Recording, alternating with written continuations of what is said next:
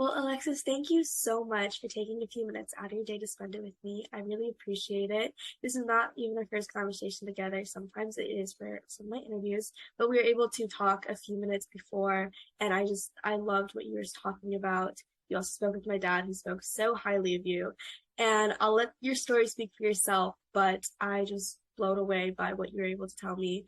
And I just really feel like there's so much that you have done and said to me that's really resonated with me in my own journey. So thank you so much for the time today. I really appreciate it. Thanks. It's been really nice to meet you.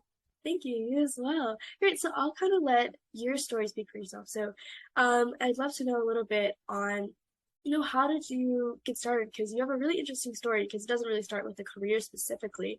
It started when you were in college and what you were doing in college. And I'd love if you wanted to spend a few minutes talking about that. Sure. Yeah. Compared to a lot of the people that you've had on, I've seen, I definitely would classify myself as early career. Like Mm-hmm. I've only had a few experiences, so I'd love to talk about them, but there's not like some cohesive career to talk about. What I have been exposed to is I did the entrepreneurial development program in college, and that was for 4 years, and that taught me how to run a small business. Through house painting because it's a pretty simple business model and it's very Mm-hmm. summer centric. So we could really paint a lot of houses in the summertime between Yeah. school years. And that I got involved because I didn't really know what my major was. So they would take any major and I just wanted to do a hard internship. And that's like really why I did it. I didn't know a lot about business. Um, I didn't really understand the skills involved either. So I went in pretty blind, but like gung ho about hitting my goal anyways. And I Mm-hmm. learned through that first year that my natural reaction to doing a lot of the skills like sales management, organization, profitability were really bad. Like I really learned um, a lot of my weaknesses, but I was still, no matter what, like I wanted to figure it out so I could hit my goal. So the first summer, I really felt like I learned how not to run a business. And beside the things I were good at was sticking to a goal, sticking to my plan, working hard. And like marketing, I could open up enough opportunities for myself that I could fail enough times but still make it. Mm-hmm. Yeah. And so because of that first year and how meaningful it was for me to hit my goal of like $70,000 um, in revenue with 3 employees, Wow. um, it was so meaningful to me to hit it that I Mm-hmm. wanted to give that experience to other students and be one of the like mentors in the program. And I wanted to prove to myself I could do it better the next year Mm-hmm. because I had learned these lessons. So can I actually apply what I learned?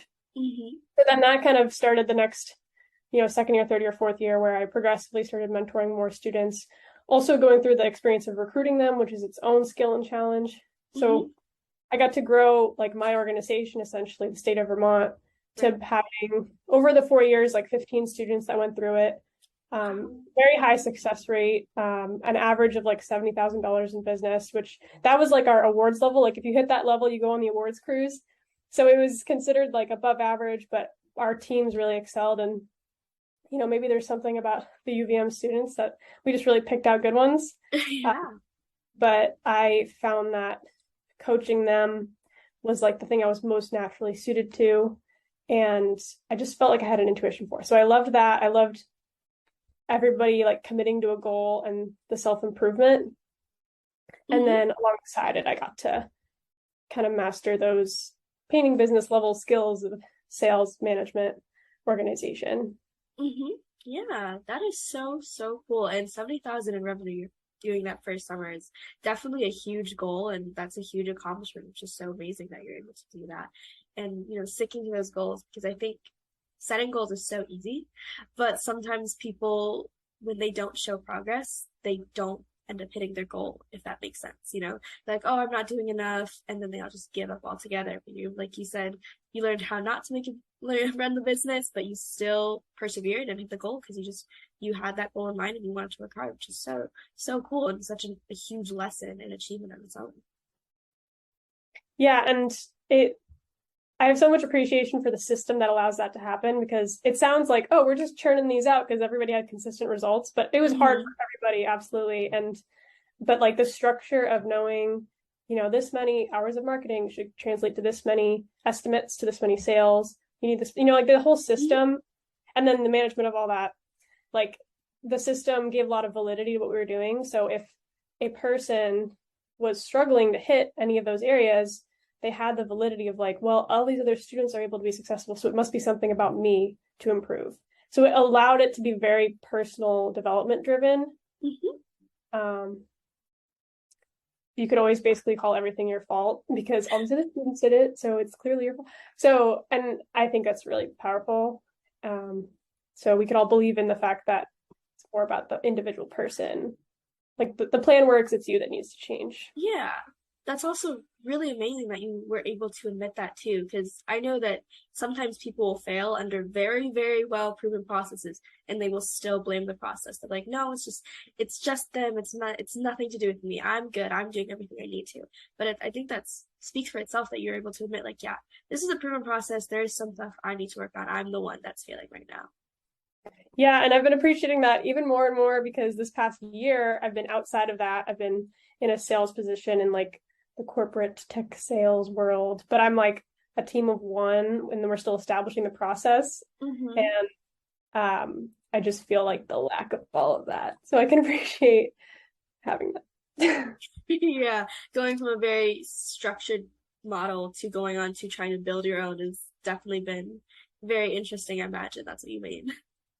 Yeah, and it's also a different experience of a startup because like we Mm-hmm. were learning entrepreneurships, we were all learning startups, but it wasn't Mm, like that unknown space of a startup. It was like proven plan startup, like painting gotcha. business intelligence. Yeah. Like the one that I'm in now is like startup world where we're developing our go to market, we're like changing our messaging, we're like each company has like it's much more like a new land kind of startup versus Mm-hmm. process startup. So that's Yeah. cool differentiation. Yeah, definitely. That's super cool. So before we did our interview, I had sent you a few questions, and then one of them was, that I think was really interesting that you had answered. I asked like, what are you most proud of? And I thought your answer was really, really amazing. Yeah, so I'm definitely most proud of what my mentees and also my teammates have done, whether it was, I mean, I guess if I had to like pick number one, it would be the mentees in that collegiate entrepreneurs program. But Mm-hmm. also like when I've been on sports teams and we've achieved, titles or won races, like it extends to the teams I've had on relays.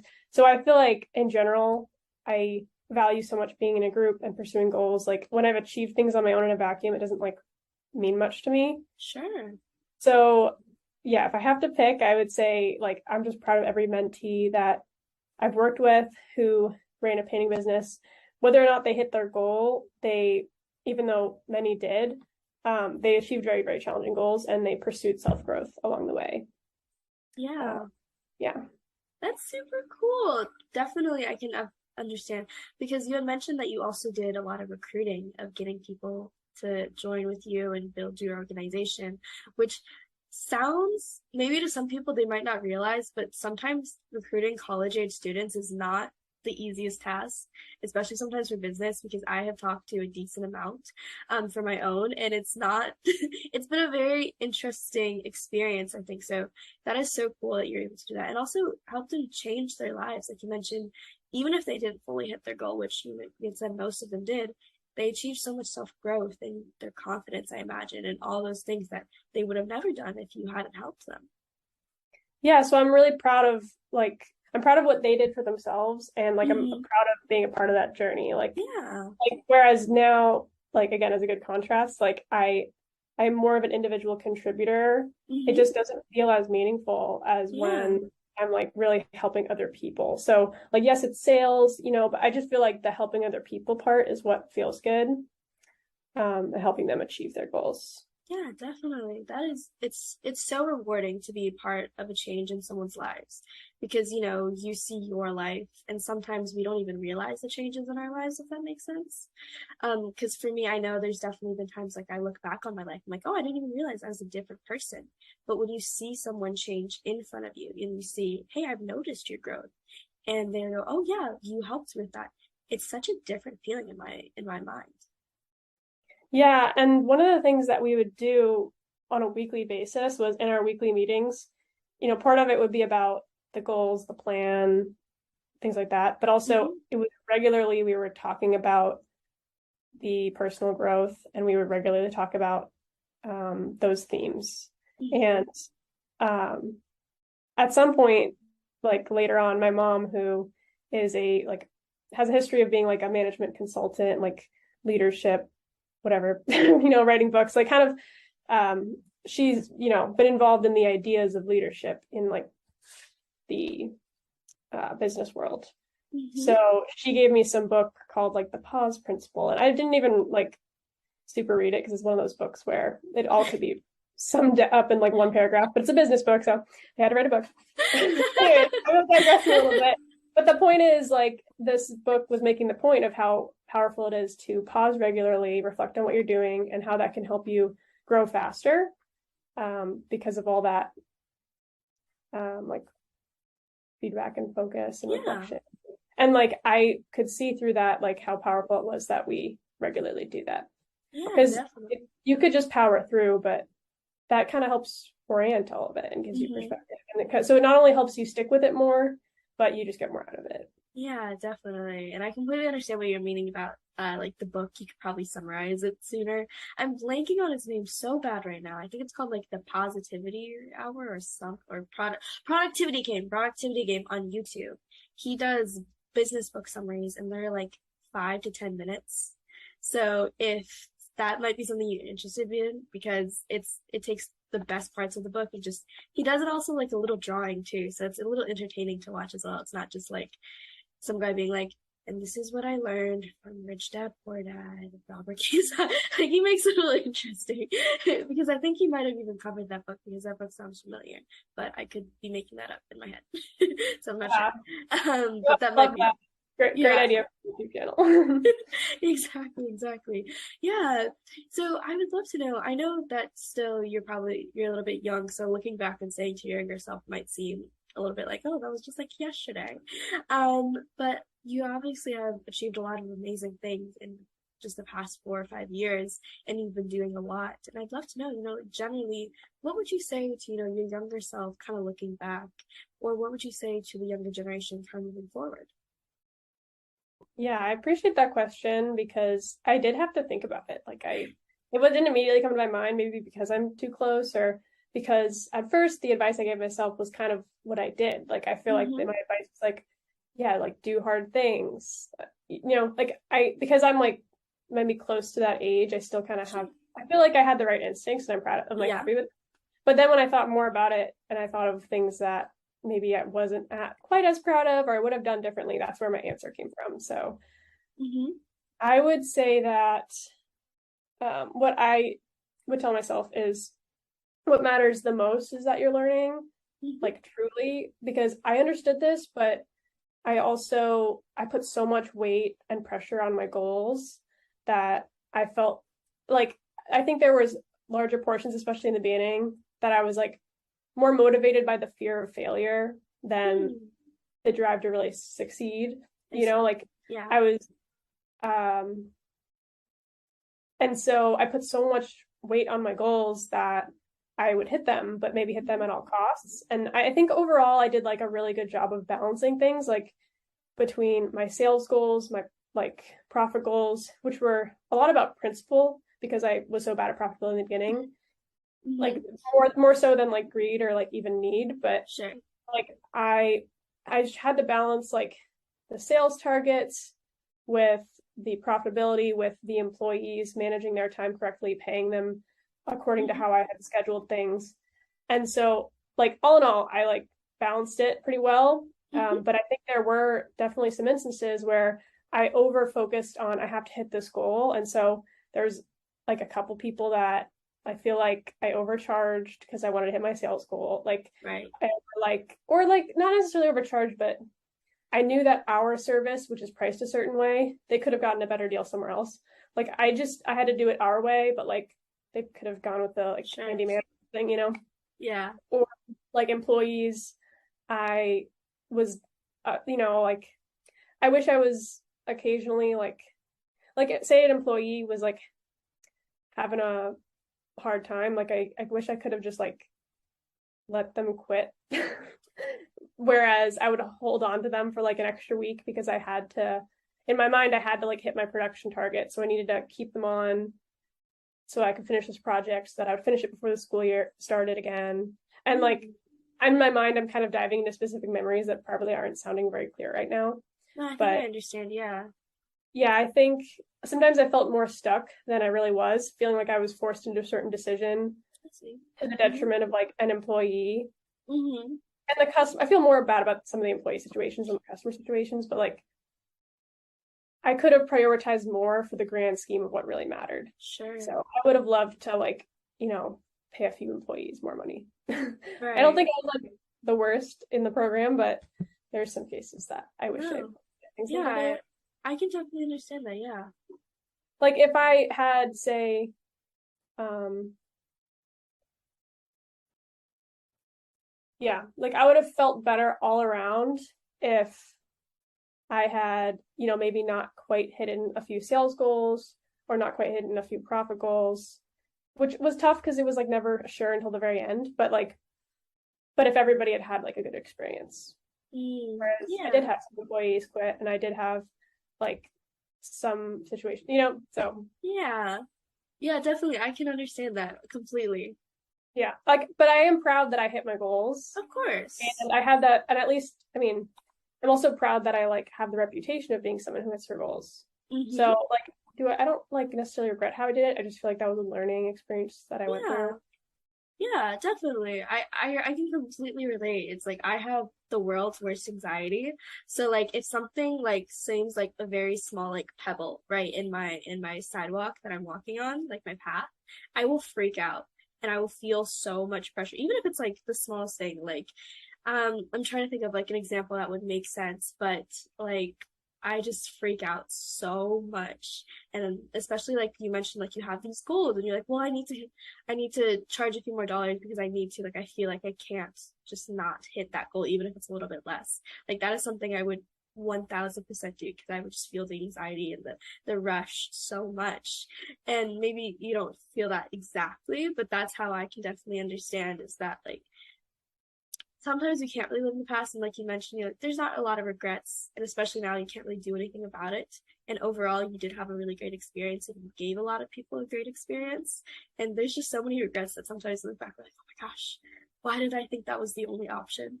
Why did I think that was the only thing I could do? But I think that was really amazing that you're able to even admit that, like, hey, this was a learning thing. I didn't handle this the best way, and it's something that I have learned and I'm working on for the next time, which I think is so huge. There's a lot of people that won't do that.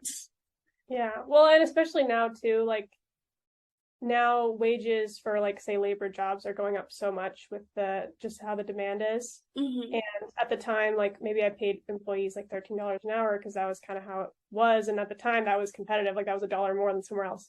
But like Right. now I look back and I like there are some times when I wish I could just like pay each of my old employees like $500, just like ghost check, like secretly pay them to like pay them more than I like. I think they were worth so much more. They worked really hard.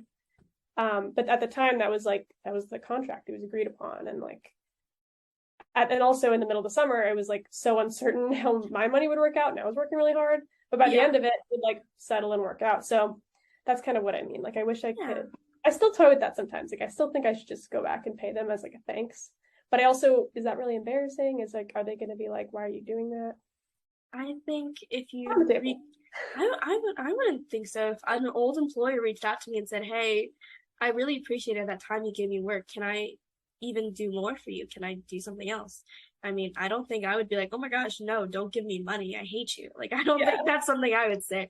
But I think, you know, if you're still in contact with them, apologies, but maybe if you're still in contact with them or if you can reach out to them, just be like, "Hey, I really appreciate that work you want to do. I still want to make sure that you understand how much I appreciated that. I would still want to do some stuff for you." And maybe it doesn't have to be like a $500 check, but maybe, you know, you send them a DoorDash. I don't know.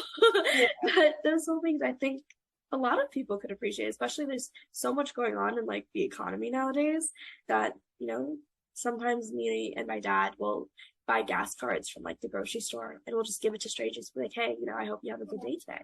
Thank you so much for doing what you're doing because it's just, you don't know what's going on in people's lives. So I don't think anyone would call you weird for giving them money. Yeah. I think it is an idea of mine. Like I would do that as like a look, like you just deserved more, you know. And it's not like what I did was, you know, it's kind of just how the market was. And Yeah. I was really just trying to follow the rules and play by the Yeah. system. Yeah. Well, I don't think you should beat yourself up too much. You did a really Yeah. great job. I can definitely tell. And it's so easy to get on our heads like, oh, we should have done that differently. I should have done more. I should have done less. I do that every single moment of my life. Like I can imagine probably when this interview ends, I'll be like, I should have asked her this question. I shouldn't have asked her that question. I should have said this. So sometimes you just have to let things go. But I think if you reconnected with them and just wanted to give them thanks, I don't think they Yeah. can be. Awesome. Well, I so appreciate the time that you've taken today. We've honestly even gone a little bit over, but I'm sorry. I just love talking to you so much. There was just so much that you'd said that just really struck a chord with me in such a positive way. And I feel like there's just so much that really resonated with me as someone who's currently going through a similar-ish process than you are and in a very similar age range as you are. So I feel like there's just so much that you have said that I've learned from in this conversation and in past conversations. So I super appreciate the time today. It's been such a pleasure. Thanks. It's been nice talking to you and hope we stay a little in touch. Yeah, of course. Thank you so much.